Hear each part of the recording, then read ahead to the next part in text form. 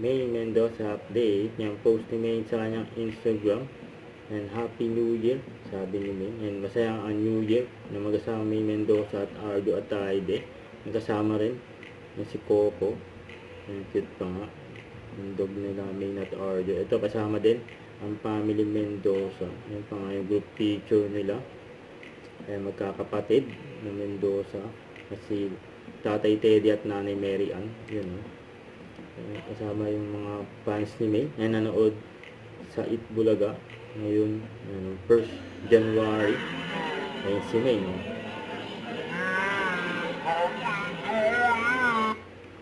Ay, mga fans ni May, nandiyan.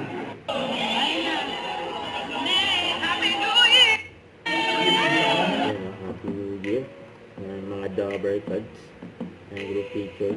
Yung Dabber Cards dyan sa Itbulaga.